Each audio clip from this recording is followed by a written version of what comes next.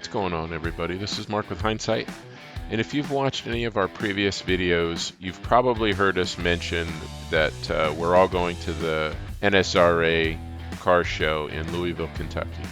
Since 2018, there has been a challenge to see if they could drive their vehicle, not trailer it the 1,000 miles round trip. That challenge started when Cam and his son Alex took their 70 Roadrunner and drove it to the Louisville Car Show.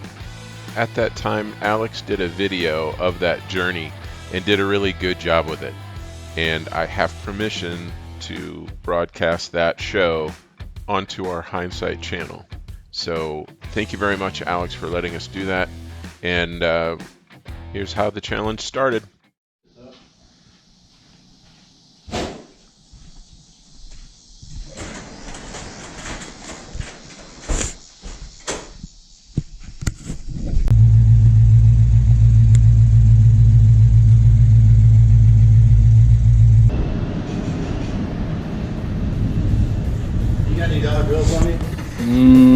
So my dad and I thought it'd be cool to fix up his 70 Roadrunner and drive it from Kansas City, Missouri to Louisville, Kentucky.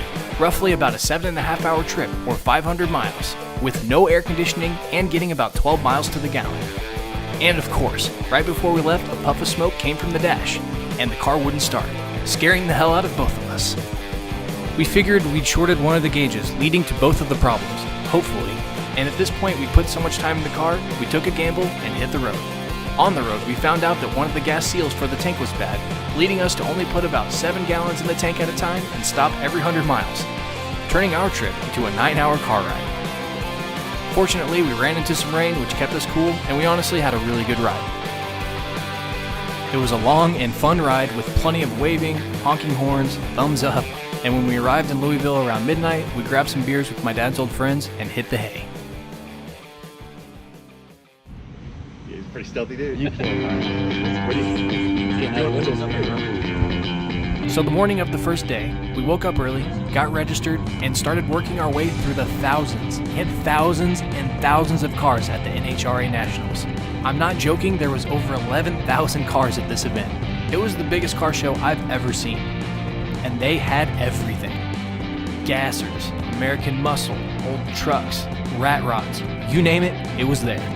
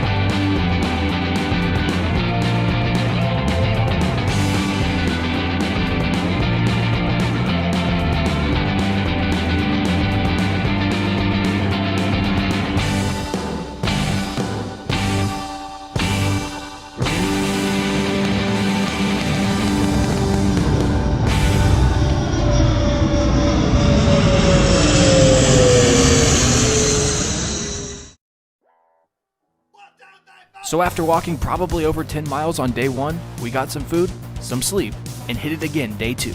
It looked like the whole city had stepped back in time. Everywhere you went, there was hot rods.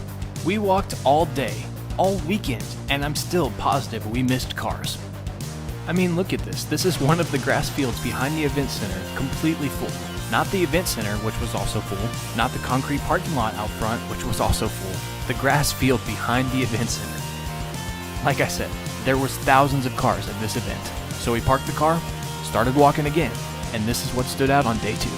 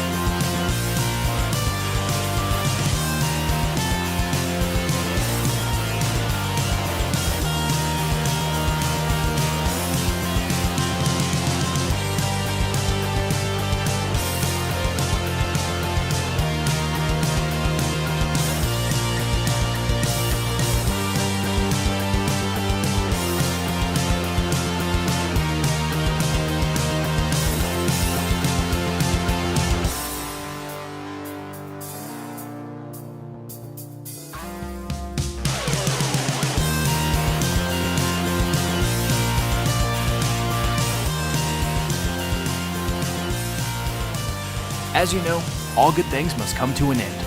So on the morning of day 3, we started our long, hot trek home. Still stopping every 100 miles or so, careful not to overfill our leaky gas tank. And I'd be lying if I told you it wasn't absolutely miserable. Traveling cross-country in the dead of August heat in a non-air conditioned vehicle while the asphalt blows hot air in your face can get pretty hardcore. But I wouldn't have done it with anyone else.